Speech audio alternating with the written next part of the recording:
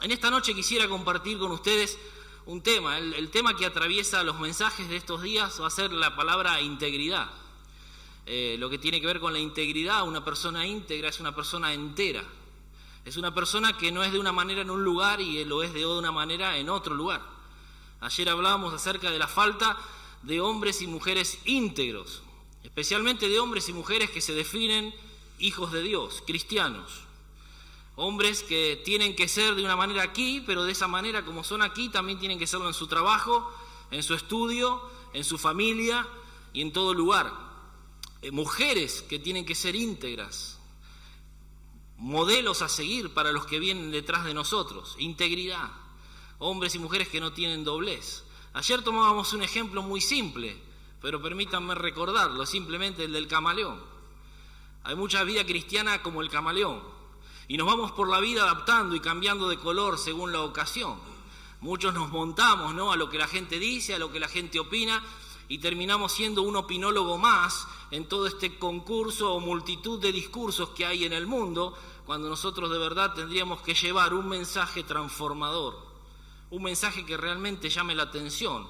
Es un mensaje que llama la atención cuando el mensaje viene de parte de Dios. Y eso es lo que nosotros tenemos que hacer. Comunicar las bondades de nuestro amado Salvador. Para eso estamos en el mundo, querido. No hay otra razón por la cual estamos para hablar del Señor, para proclamar de su fama, de su trascendencia, de lo que Él es y de lo que ha hecho en nosotros. Y en esta noche yo quisiera hablar de algo que evidentemente también es lo que ha sostenido este lugar y lo ha iniciado allí por el año 1964, que es fe. Esta noche el tema es la integridad de la fe. Es como que a veces circunscribimos la fe a ciertas ocasiones o eventualidades de nuestra vida. Es decir, estamos en un momento apremiante y allí es cuando somos llamados a ejercitar nuestra fe. De hecho, el Señor produce o permite la prueba en nuestra vida para probar y fortalecer nuestra fe. Pero ¿por qué se da esto tan comúnmente cuando realmente tendríamos que ser hombres y mujeres que de continuo vivamos vidas de fe? No solamente cuando aparece el problema, cuando está la eventualidad o cuando está la necesidad puntual, sino caminar cada día en fe. La fe es aquello que nos conecta con el Señor. La fe es eso que hace que interactuemos todo el tiempo con nuestro Señor. Que nosotros podamos buscarle a Él, puestos, como dice el autor allí del libro a los Hebreos, puestos los ojos en Jesús, el autor y consumador de nuestra fe. Aquel que es realmente que tiene que ser nuestro enfoque, aquel a quien tenemos que mirar, incluso como decíamos anoche, para poder mirar lo que Él está mirando. A veces nuestra falta de fe hace que nosotros no podamos captar lo que el Señor mira, lo que su corazón siente, y nos encontramos haciendo cosas, sí, pero a veces estamos caminando por la vereda de enfrente. Es como yo le digo a los jóvenes allí en Viedma, caminamos en la misma dirección, pero a veces eso no significa que estemos haciendo la voluntad del Señor, porque no estamos andando por su vereda. Parece que andamos, pero estamos en la vereda de enfrente, y aunque seguimos el mismo rumbo, quizás no estamos haciendo la voluntad del Señor en nuestra vida. Bueno, la fe nos da todo esto. La fe es aquello que nos hace interactuar con Él, que nos hace conocerle y que nos hace enfocarnos en el plan, en el proyecto que Él tiene para cada uno de nosotros. Muchas de las cosas que hacemos en el día tienen que ver con la fe. Ustedes saben que la fe está en lo cotidiano también. Por ejemplo, a la hora de tomarse un colectivo, ahí estás teniendo una cierta clase de fe. ¿La fe de qué? De que te vas a subir al colectivo y que vas a llegar, obviamente. Una fe de lo cotidiano. Hay fe, por ejemplo, al cruzar la calle. ¿Cuál es la fe que vos tenés? Que vas a llegar a la otra vereda, si no viene uno muy apurado y te lleva por delante, ¿no? Bueno, el Señor no lo permita, eso es fe. El Señor no va a permitir que me pase nada, eso es fe. Hay fe al plantar una semilla.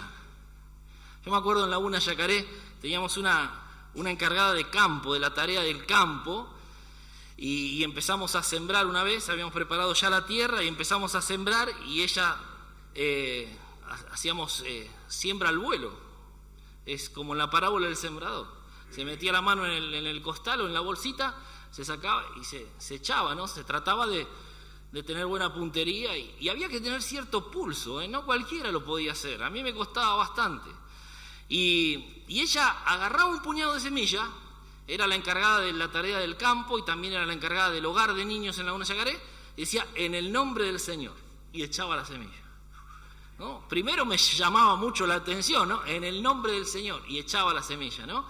Dije, chao, primero me suena muy espiritual. En ese tiempo dije, wow, qué espiritual, ¿no? Después me llamaba la atención, digo, esta es muy fanática, en el nombre del Señor, ¿no? Pero en realidad lo hacía con una pasión y con un corazón. Ahora vos tenés que ver al poco tiempo cómo estaban esas plantitas. Cómo crecían esas plantitas. En un lugar que no crecía absolutamente nada, aquellas plantitas crecían, y cuando vos mirabas esa plantita, y más cuando la estabas comiendo esa plantita o el fruto de la plantita, realmente le dabas gracias a Dios. En fe se había sembrado y se había cosechado por aquella fe depositada en lo que el Señor iba a estar haciendo en la semilla. No era la fe, el objeto de fe no era la semilla, sino aquel que es la razón de nuestra fe. Y así toda nuestra vida tiene que estar impregnada por la presencia de aquel que es la razón de nuestra fe. Hay un salmo, el Salmo 26 en el capítulo 1, no lo vamos a leer ahora, vamos a tener otro texto que va a ser nuestra base de meditación, pero el salmista dice allí, júzgame, oh Jehová. Hay otra versión que dice, analízame en lo profundo. Júzgame, oh Jehová, porque yo en mi integridad he andado, he confiado a sí mismo en Jehová sin titubear. ¿Sabes una cosa? Para ser hombres y mujeres íntegros en cuanto a la fe, tenemos que aprender a confiar en el Señor sin titubear.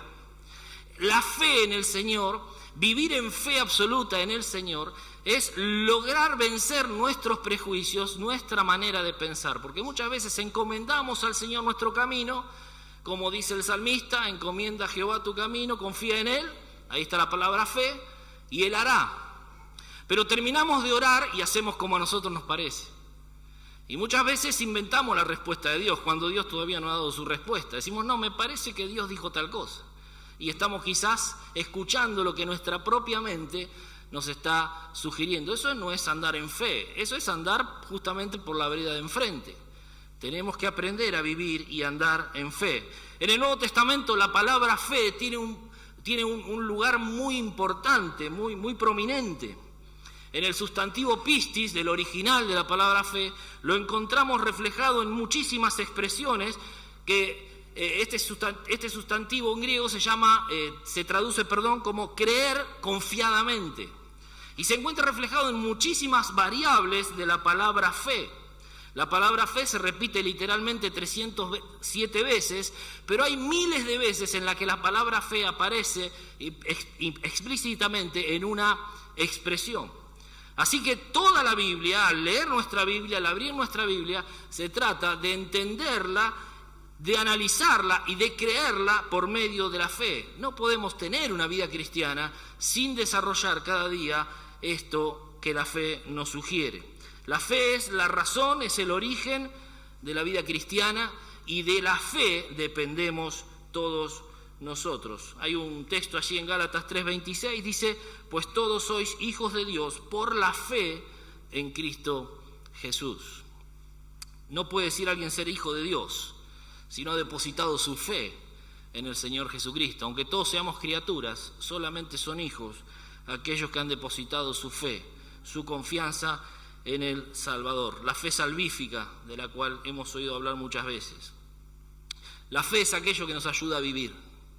En medio de este tiempo de crisis, en medio de este tiempo de ataques, en medio de estos 55 años, yo creo que la iglesia aquí ha sido muchas veces atacada, han tenido infinidad de problemas seguramente, pero ¿cuál era la postura ideal o cuál es la postura preponderante de la iglesia, de aquellos que viven diciendo que Jesucristo es su Señor? La fe. Y ante cada eventualidad doblábamos nuestras rodillas y nos inclinábamos para buscar la respuesta, la ayuda, o el resguardo que proviene del Señor. Y el apóstol Pablo nos dejó escrito en Habacuc, el profeta dice en Habacuc 2:4, ¿se acuerdan de este texto? Mas el justo por la fe vivirá. No hay otra manera de vivir, aún en medio de este mundo de injusticia, si no es por medio de la fe. Ahora, si yo dijera ¿qué es la fe?, prácticamente ustedes saldrían de memoria a recitar Hebreos. Allí Hebreos 11:1 dice, es pues la fe, la certeza de lo que se espera, la convicción de lo que no se ve. Hay una traducción de la Reina Valera 1909 que a mí me gusta, dice, es pues la fe, la sustancia de las cosas que se esperan, y me encanta esta palabra, la demostración de las cosas que no se ven. Y queridos hermanos, qué lindo es vivir cada día una aventura de fe tomados de la mano del Señor, aún en medio de las adversidades. Hoy están aquí celebrando 55 años.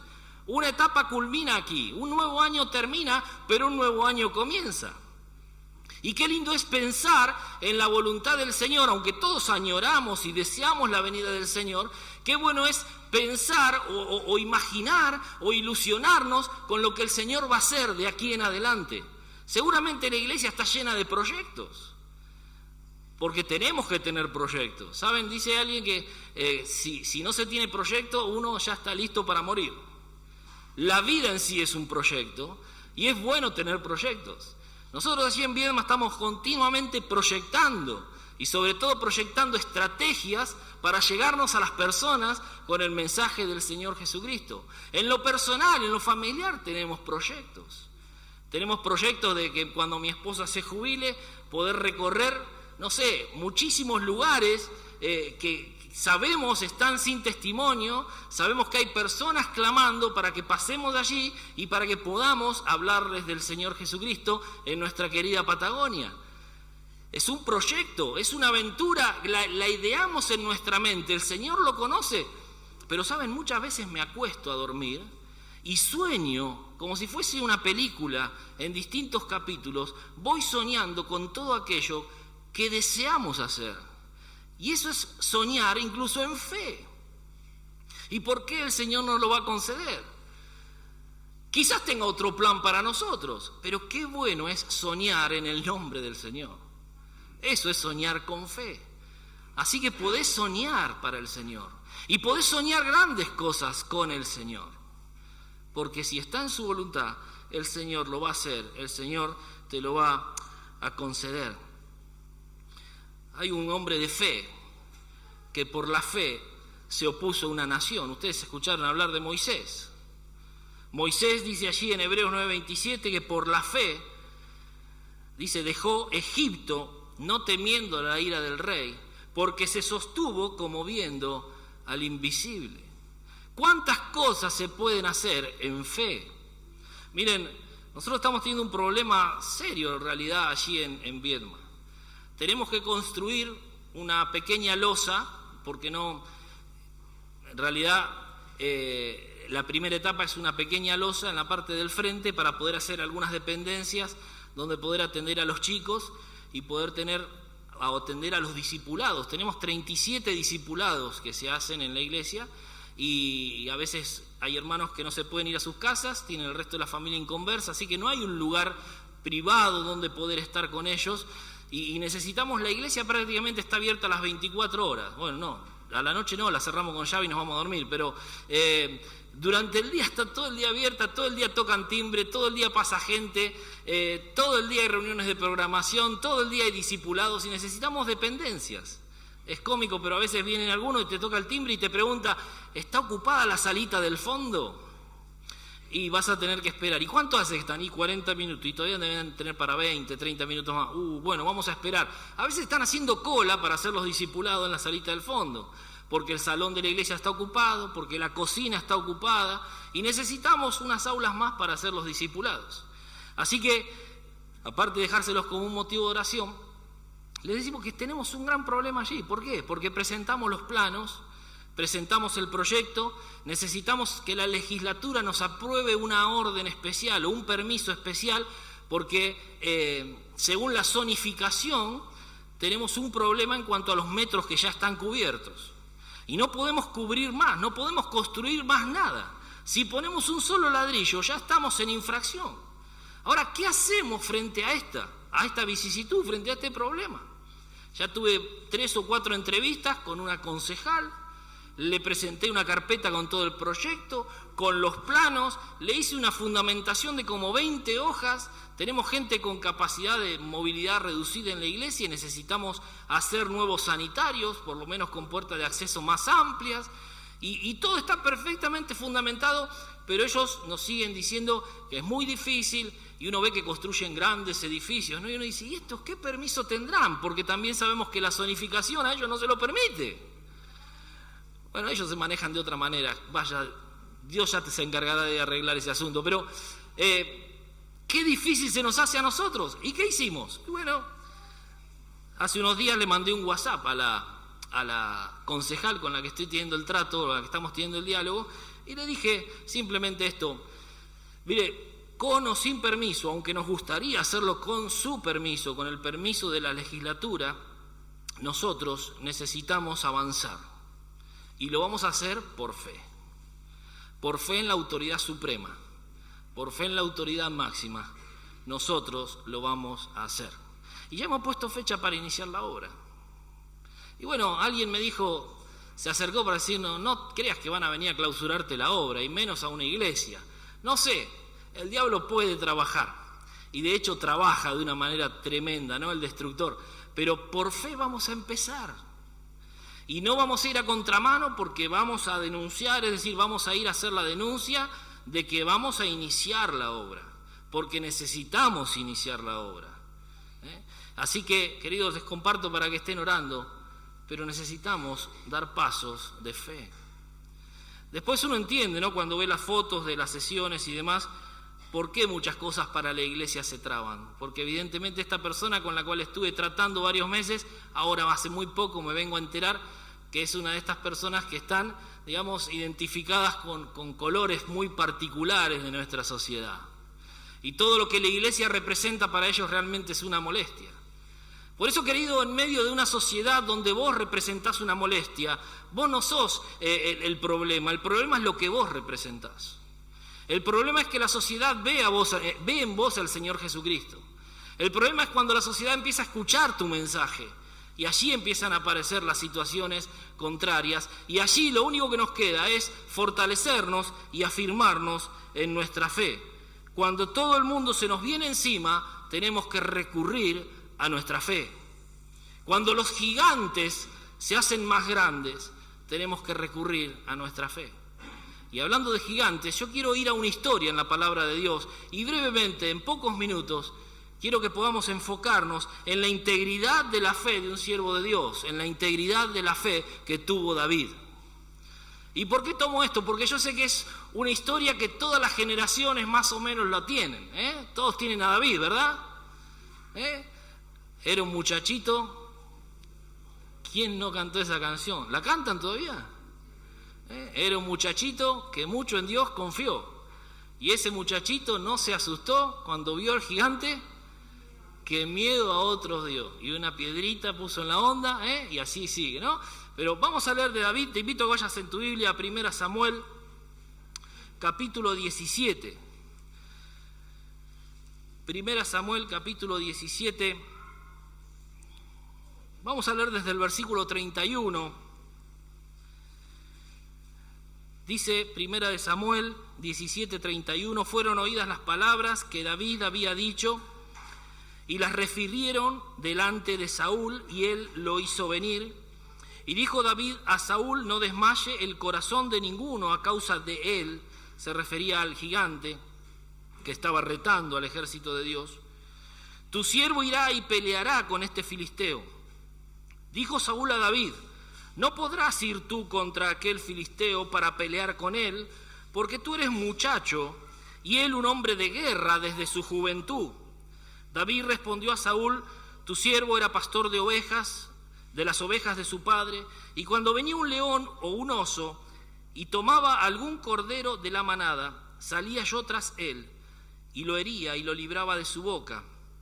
Y si se levantaba contra mí, yo le echaba mano de la quijada, y lo hería y lo mataba. Fuese león, fuese oso, tu siervo lo mataba. Y este filisteo incircunciso será como uno de ellos, porque ha provocado al ejército del Dios viviente. Añadió David: Jehová me ha librado de las garras del león y de las garras del oso, él también me librará de la mano de este filisteo. Y dijo Saúl a David: ve, y Jehová esté contigo. Y Saúl vistió a David con sus ropas, y puso sobre su cabeza un casco de bronce, y le armó de coraza, y ciñó a David su espada sobre sus vestidos, y probó a andar, porque nunca había hecho la prueba. Y dijo David a Saúl: yo no puedo andar con esto, porque nunca lo practiqué. Y David echó de sí aquellas cosas. Y tomó su cayado en su mano, y escogió 5 piedras lisas del arroyo, y las puso en el saco pastoril, en el zurrón que traía. Y tomó su honda en su mano, y se fue hacia el filisteo. Y el filisteo venía andando, acercándose a David, y su escudero delante de él. Cuando el filisteo miró a David, y vio a David, le tuvo en poco, porque era muchacho y rubio y de hermoso parecer. Y dijo el filisteo a David: ¿soy yo perro para que vengas a mí con palos? Y maldijo a David por sus dioses. Dijo luego el filisteo a David: ven a mí, y daré tu carne a las aves del cielo y a las bestias del campo. Entonces dijo David al filisteo: tú vienes a mí con espada y lanza y jabalina, mas yo vengo a ti en el nombre de Jehová de los ejércitos, el Dios de los escuadrones de Israel, a quien tú has provocado. Jehová te entregará hoy en mi mano, y yo te venceré, y te cortaré la cabeza, y daré hoy los cuerpos de los filisteos a las aves del cielo y a las bestias de la tierra, y toda la tierra sabrá que hay Dios en Israel. Y en primer lugar quiero que podamos meditar rápidamente en esta fe a pesar de las circunstancias.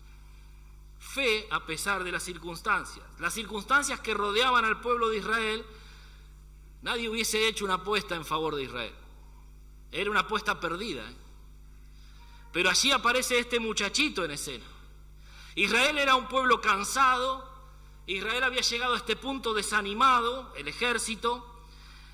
A su vez, este ejército tenía un rey, el rey Saúl, el cual ya había comprometido su causa. Saúl se había corrompido en su mandato y además ahora demostraba cobardía, encerrado en su tienda y sin hacerse cargo, por lo menos visiblemente, poniendo la cara a él delante de su ejército. Saúl había comprometido su liderazgo y el pueblo lo sabía.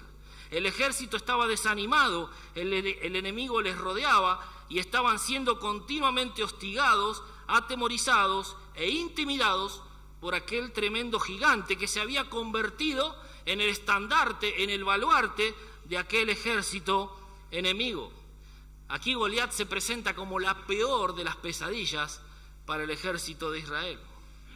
Ahora nosotros podemos ser, al igual que el pueblo de Israel, estar viviendo el asedio del enemigo.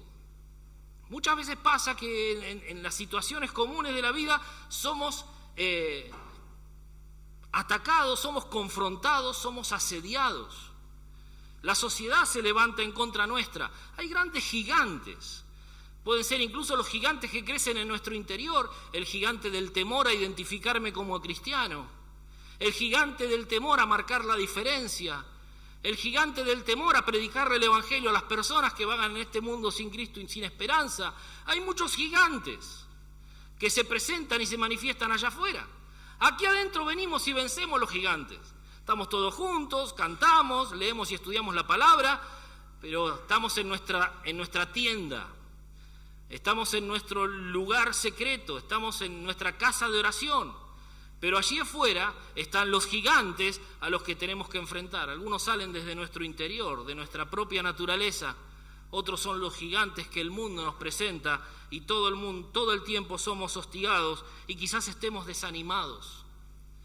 Quizás estemos decepcionados de nosotros mismos, de no poder vivir la vida cristiana como Dios manda que la vivamos.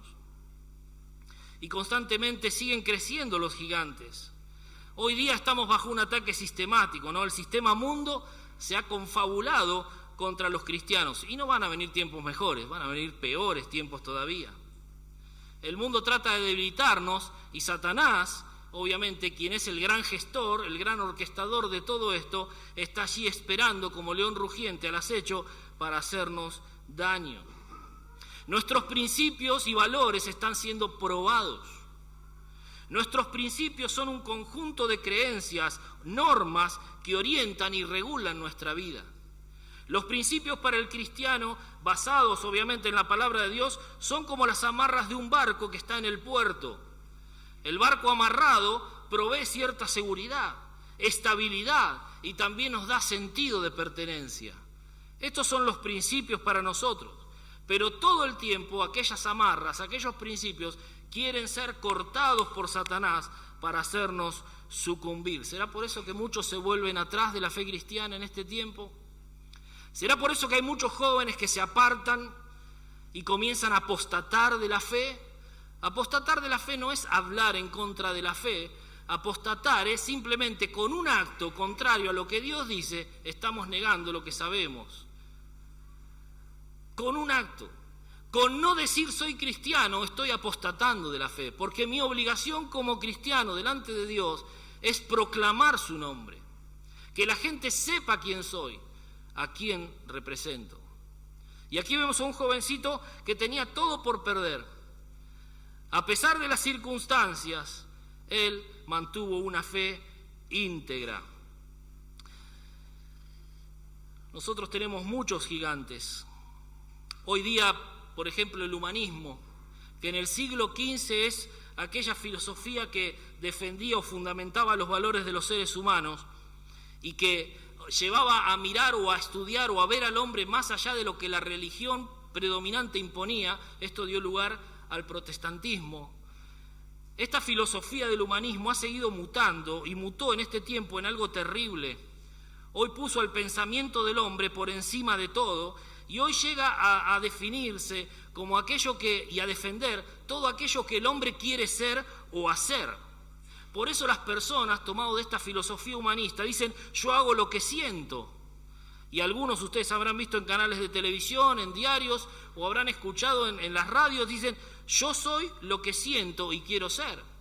Y hoy tenemos gente caminando en 4 patas y haciendo sus necesidades en un cajoncito para donde hacen sus necesidades los gatos. Porque dicen yo me siento un gato.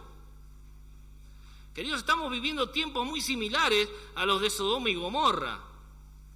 Si vamos a los libros de Flavio Josefo, a los escritos de Flavio Josefo, vamos a encontrar mucha similitud en lo que hombres y mujeres de hoy le están haciendo a través de estas invenciones, de estas filosofías, aún a sus propios cuerpos. Están desnaturalizando aquello que Dios creó.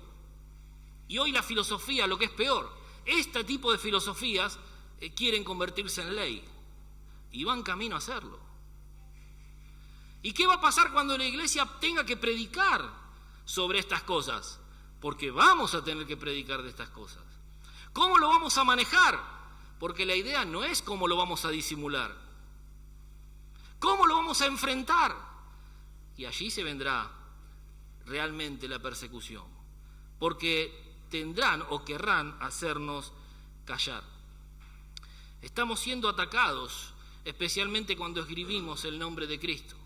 Cuando yo leo este pasaje, creo que una de las cosas que más debe haber enfurecido a Goliat y al pueblo y a los filisteos que estaban detrás es cuando él dijo, hoy Jehová de los ejércitos te entregará en mi mano. Y en este tiempo cuando uno habla de Jehová de los ejércitos, uno no lo dice así en el aula de una universidad. Pero cuando vos decís, mirá, yo creo en esto y la Biblia dice, uy, la Biblia, otra vez con la Biblia, y vos sos cristiano. Y hoy yo tengo muchos jóvenes allí congregados, tenemos muchos jóvenes congregados en la iglesia en Viedma, que cuando levantan la Biblia en alto, o el nombre de Cristo, o dicen yo soy cristiano y pienso de tal manera. Vivimos en una sociedad de derecho, pero donde dicen y nos enseñan que tenemos que respetar la opinión del otro, pero cuando vos decís ser cristiano o alzás en alto el nombre de Cristo, tus propios derechos parecen que desaparecen. Y allí tenés una horda de individuos gritando en contra suyo y poniéndose del lado del profesor. Claro, está escrito, ¿no? Dice que cuando una multitud se junta, dice que el nivel intelectual desciende al del más bruto. ¿Será por eso que la gente muchas veces grita cosas que ni siquiera entiende lo que está gritando, lo que está pidiendo? La estrategia en esos casos, paréntesis, ¿no? Yo le digo a los chicos, mirá, nunca trates de hablarle a alguien del Señor Jesús en grupo, menos en la universidad. Hacerlo de forma individual. Quizás te sirva el consejo. Pero qué difícil es poder definirse, plantarse como cristiano en una sociedad y en estructuras o en un sistema tan morboso, donde el enemigo ha cobrado tanta fuerza, donde ha ganado tanta preponderancia. Es triste ver cómo muchos se vuelven atrás por la falta justamente de una fe viva. Dentro de su mente están creciendo terribles gigantes, gigantes de miedo, gigantes de duda, gigantes de cuestionamiento. Y algunos jóvenes se dicen, ¿y para qué la vida cristiana?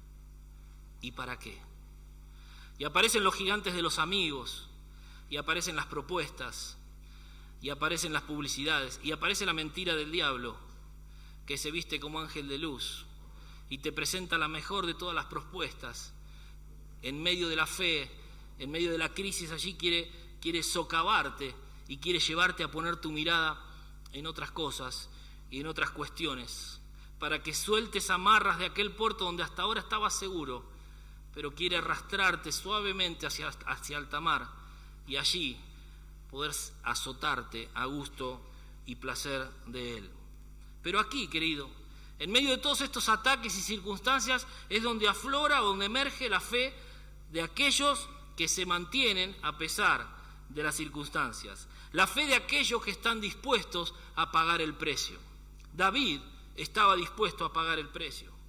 Y fíjate lo que dice allí en el versículo 32, o entre el 32 y el 37, dice, no desmaye el corazón de ninguno a causa de él. Le hablaba al rey y todo el ejército parando las orejas. No desmaye el corazón de ninguno a causa de él, porque tu siervo irá y peleará. Yo soy chiquitito, sí. Yo no soy un hombre de guerra, sí. No sé manejar una espada, sí. No sé ponerme un uniforme, sí. Ni siquiera puedo caminar con todo esto, pero quédate tranquilo porque soy un siervo que va a ir a pelear. Soy el siervo que está dispuesto a dar su vida. Y me lo imagino como Daniel en el foso de los leones. ¿Sabés que cuando David fue a pelear, no sabía si era una batalla que él realmente iba a poder ganar? Es más, si él confiaba en sus propias posibilidades, sabía que no iba a ganar.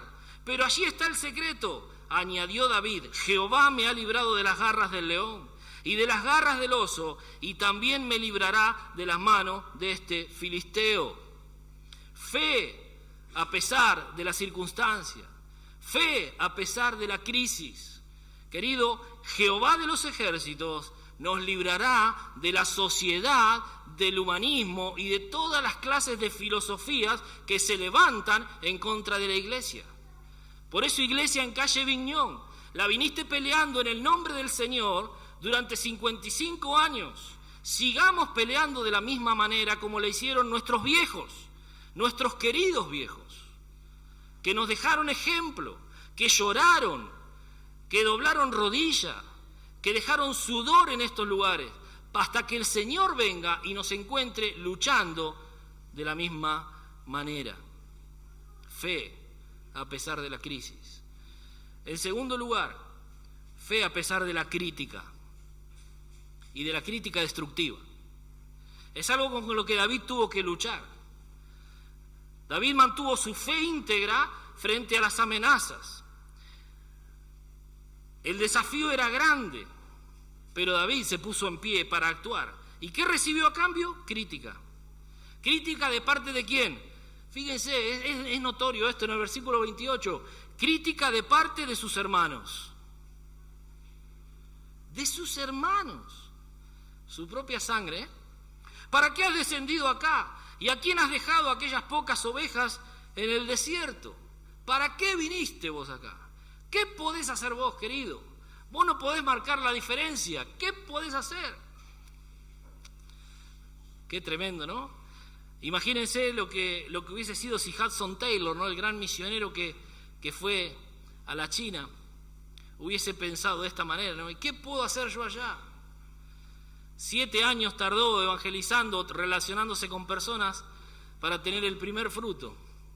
Y el día que esta persona entendió y quería dar el paso de obediencia y de identificación con Cristo para bautizarse, nunca apareció a la hora de su bautismo. Parece que la familia lo hizo desaparecer. Y así tuvo que seguir trabajando otros 7 años hasta que volvió a aparecer un fruto de aquella ardua labor. Recién a los 14 años se hizo de un colaborador de aquella tierra. ¿Qué hubiese pasado si él hubiese pensado de esta manera? Hubiese dicho, ¿qué puedo hacer yo? Qué importante aquellos que no escuchan la crítica, y a veces la crítica de aquellos más cercanos. Hay mucha crítica destructiva, especialmente con aquellos que se quieren levantar o que quieren marcar una diferencia. Crítica también por parte de Saúl. El versículo 33 dice, no podrás tú ir contra aquel filisteo, le dijo Saúl. David enfrentaba entonces la recriminación de su familia, enfrentaba la burla del ejército, me imagino los muchachos riéndose a carcajada, y también el desprecio del rey. Pensaba cuánto puede herir la crítica. La crítica puede desanimar. La crítica es aquello que te puede paralizar. La crítica para no hacer lo que tenés que hacer en el nombre del Señor es el arma más poderosa que el enemigo sabe utilizar. La crítica puede provenir del entorno más íntimo. Muchas veces la crítica, y Satanás utiliza a nuestros propios hijos para atacarnos en el seno del hogar a través de la crítica y desanimar a un líder. Alguien que puede ser un líder para Dios. Satanás pone palabras hirientes en muchas personas a nuestro alrededor para desalentarnos. La crítica es como aquellas fieras que se abalanzan y se abalanzaban sobre los corderos cuando David estaba apacentándolas en las noches del desierto. La crítica quita las ganas, la crítica quita el aliento de hacer las cosas para Dios. La crítica puede nublar nuestra visión. La crítica nos puede sumergir en amargura. Las críticas puede deshacer nuestro corazón. Esta es la crítica del enemigo. Y todo el tiempo tenemos que luchar con una crítica que se quiere meter en nuestra mente. Una crítica que viene a traerte en cara o te echa en cara todo el tiempo tus propias limitaciones. Una crítica que te recuerda tus faltas, una crítica que te recuerda tus errores. Uno de los nombres de Satanás es el acusador. Y es aquel que viene continuamente a acusarte incluso con tus limitaciones para que vos no puedas esforzarte y te desanimes antes de intentar hacer las cosas que Dios quiere que hagas. Ahora, hay otra cosa que la crítica destructiva puede hacer y lo hizo en la vida de David. La crítica es aquello que puede encender a hombres y mujeres de fe. La crítica, de hecho, Goliat pensó que con la crítica y con todo lo que le estaba diciendo, tratando de debilitarlo, le estaba ganando ya el combate antes de ir a las armas. Pero ¿qué vas a poder hacer vos? Voy a echar tu carne al desierto, te van a comer los pájaros del cielo, te van a comer las fieras del campo. Pero esto fue, creo, lo que más motivó y lo que más encendió en su poder hacer para Dios a David. ¿Por qué? Porque David estaba por poner en evidencia no su propio poder, no lo que él podía hacer por sí mismo, sino la fe que él tenía en aquel que era el objeto de su fe. Lo que iba a mostrar David era al Dios de los ejércitos. Y todo lo que se proponía hacer lo iba a hacer en nombre de él. Pues nadie conocía mejor a Dios en ese momento que David. Y Dios se iba a manifestar a través de David. David se había encendido por medio de la crítica destructiva. Cuando la crítica trata de apagarnos, cuando la crítica trata de desanimarnos, es allí donde el hombre y la mujer de Dios se enciende y procura aún más esforzarse en hacer las cosas para Dios. porque el poder no radica en nosotros, sino en aquel que está en nosotros. Dice 2 Corintios 12:9 el apóstol Pablo: me ha dicho, bástate en mi gracia, porque mi poder se perfecciona en la debilidad. Por tanto, de buena gana entonces me gloriaré en mis debilidades, para que repose sobre mí el poder de Cristo. Todos los hombres y mujeres que han hecho algo bueno para el Señor han sido víctimas de crítica destructiva. Pero probablemente nadie haya recibido más crítica que el propio Señor Jesucristo. Él fue criticado por comer con pecadores, fue criticado por echar fuera demonios, fue criticado por sanar personas, fue criticado por trabajar o hacer una sanidad en día de reposo, fue criticado por enseñar con autoridad, fue criticado por perdonar pecados y hasta fue criticado en la hora de la cruz.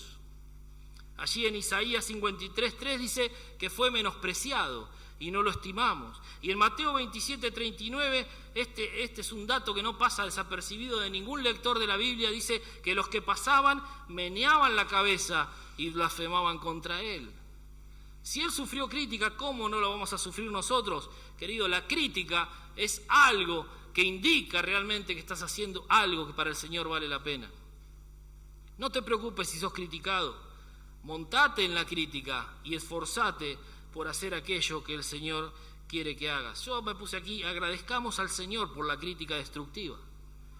Y aunque suene raro, pero podemos empezar a considerar la crítica destructiva como una oportunidad para comenzar a crecer en nuestra relación con el Señor, como la relación que David tenía con Dios. Por eso pienso que la crítica, provenga de donde provenga, es el combustible para una vida cristiana de fe. Dice Mateo capítulo 5, versículos 11 y 12, bienaventurados serán cuando por mi causa los vituperen, los persigan y digan toda clase de mal contra vosotros mintiendo.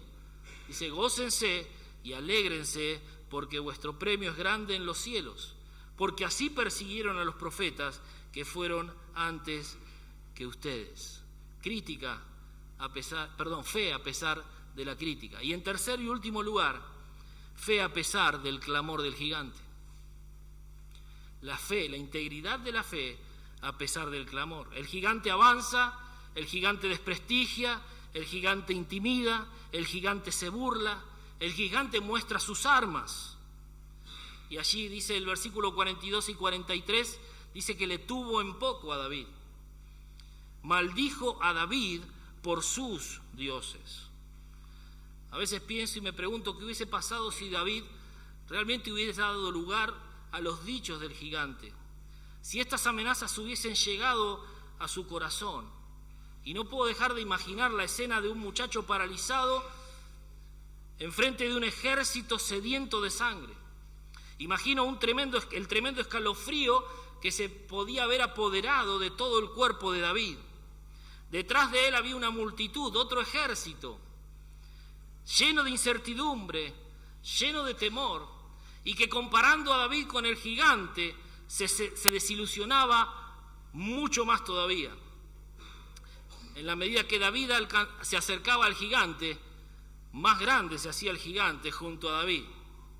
Y esto es lo que hace la falta de fe. Allí en Viedma hay un taxi que siempre me llama la atención y me encanta cada vez que lo veo. Y me trae a la mente muchas cosas. Y este taxi tiene en su parabrisa, en la parte trasera, pegada una frase. Y dice, no le digas a Dios cuán grandes son tus problemas. Decile a tus problemas cuán grande es tu Dios. Y mientras todos veían que David se hacía pequeño junto a la figura del gigante, David sentía que Dios se hacía grande en su propia vida. El gigante clamaba, el gigante gritaba, pero David escuchaba una sola cosa en su corazón: voy a hacer esto en el nombre de Dios. Dice Lucas capítulo 1 versículo 37, porque nada hay imposible para Dios. Por eso en esta escena, la escena de David frente al gigante, nos provee el marco ideal para que podamos una vez más ver la lógica divina, no la lógica de los hombres, la lógica divina, la fe imponiéndose a la razón. Si nosotros analizáramos el cuadro desde nuestra perspectiva, como dije al principio, evidentemente veríamos una derrota inminente de David. Pero la fe se impone a la razón. Y queridos, creo que esta es la manera en que la iglesia de Dios en este tiempo tiene que seguir trabajando. Sé que lo que estoy diciendo no es nada nuevo, pero muchos en el camino se han olvidado y se han extraviado de una fe genuina y de una fe sincera. Porque hay mucho activismo en nuestras iglesias, pero poco resultado de la fe sincera.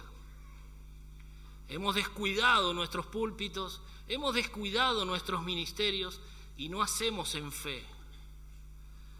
A veces hacemos, como decíamos en el tiempo de ayer, ¿no? En nuestra meditación ayer, circunscribimos nuestra vida cristiana a ciertos horarios en el día o a ciertos tiempos en nuestra agenda, como que el resto fuera destinado a otra cosa. Es decir, nuestra vida cristiana es solamente un horario en nuestra agenda. Y toda nuestra vida tiene que ser algo que proclame realmente aquella fe que portamos. Necesitamos hombres y mujeres que vivan por encima de los parámetros de una sociedad en ruina. Necesitamos hombres y mujeres que vivan por encima de la mediocridad. Cuando todo el mundo se derrumba a nuestro alrededor, muchas iglesias son arrastradas en el derrumbe. Necesitamos iglesias que por fe se mantengan en pie, levantando el estandarte todavía más alto para que más personas puedan verlo. La fe hace que el cristiano se exponga más. Necesitamos exponernos más. Necesitamos estar en lugares más visibles. Necesitamos gritar más. El mundo da su mensaje a gritos y nosotros apenas estamos susurrando. El gigante vociferaba. David gritaba mucho más fuerte.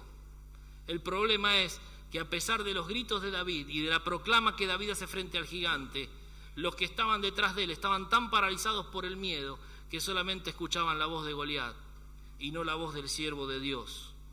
Hoy son pocos los que gritan, pero son pocos también los que oyen. Necesitamos escuchar la voz de hombres y mujeres de Dios que vayan delante nuestro y que puedan ponernos en pie, como todos sabemos que se puso en pie aquel ejército luego de que el gigante fue derrotado.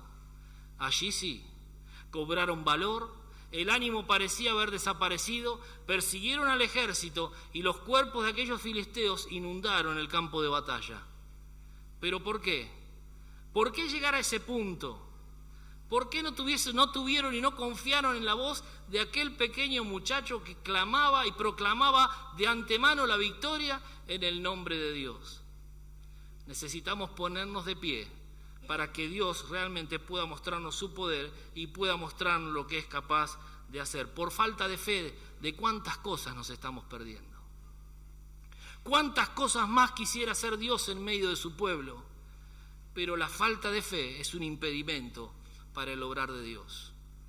La fe es lo que dividió mares, la fe es lo que dividió ríos, la fe es lo que derrumbó muros, la fe es la que detuvo el tiempo, ¿se acuerdan? Detuvo el sol. ¿Dónde está nuestra fe? Imitemos la fe de aquellos, dice la palabra de Dios. Termino con esto de la palabra de Dios, un consejito para cada uno de nosotros. Dice Efesios 6, 10 al 13.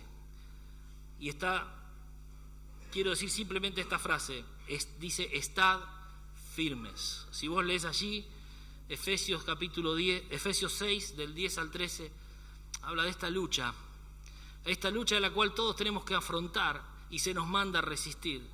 Y dice, y habiendo acabado todo, estad firmes. Firmes. Tenemos que estar firmes en lo que proclamamos, ser. Dice Colosenses 4:12, está allí hablando Epafras, y dice, siempre ruego encarecidamente por vosotros, para que estéis firmes y perfectos, completos en todo lo que Dios quiere. Queridos hermanos, que podamos estar así, firmes en esta fe, viviendo una fe viva, práctica, una fe que se levanta como un estandarte en medio de una sociedad en crisis. Es cierto que nos vamos a exponer, Pero yo siempre digo que el Evangelio no es para cobardes, el Evangelio es para valientes, y seremos bienaventurados si por la causa, si por el nombre de Cristo, las personas nos agreden, nos atacan o dicen toda clase de mal o de mentira contra nosotros. Nosotros buscamos aquel galardón que viene de parte de Dios, no buscamos el reconocimiento de las personas. Necesitamos estar firmes en esto que proclamamos ser, firmes en aquellos que hemos creído. Por eso Daniel, un hombre de Dios y que también fue por fe al foso de los leones, que por fe fue al foso de fuego, dice en el capítulo 11, versículo 32, el pueblo que conoce a su Dios se esforzará y actuará. Querida iglesia, el mensaje que te quiero dejar en esta noche en resumen es que actuemos en fe, que seamos íntegros en nuestra fe. En todos los aspectos de nuestra vida reflejemos la fe que tenemos en el nombre, que es sobre todo nombre, en el nombre de nuestro Señor Jesucristo. Y que estos 55 años de experiencia viviendo esta fe potencien aún más lo que está por delante, porque se vienen tiempos difíciles, como recién decíamos, donde la fe va a ser probada, quizás al extremo. En muchos lugares ya está sucediendo. Necesitamos hombres y mujeres dispuestos a pagar el precio, hombres y mujeres que digan, yo tengo fe en esto y lo voy a defender hasta las últimas circunstancias. Queridos, Dios les bendiga, gracias por este tiempo, gracias por permitirme compartir esto con ustedes, y tanto ustedes aquí como nosotros allí en Viedma podamos seguir alzando este pendón. ¿Se acuerdan de aquel himno hermoso? Cuán pendón hermoso despleguemos hoy la bandera de la cruz. La verdad del Evangelio es el blasón del soldado de Jesús. Adelante, adelante, en pos de nuestro Salvador, nos da gozo y paz nuestro Rey. Adelante con valor, hombres y mujeres de fe. Que el Señor les bendiga.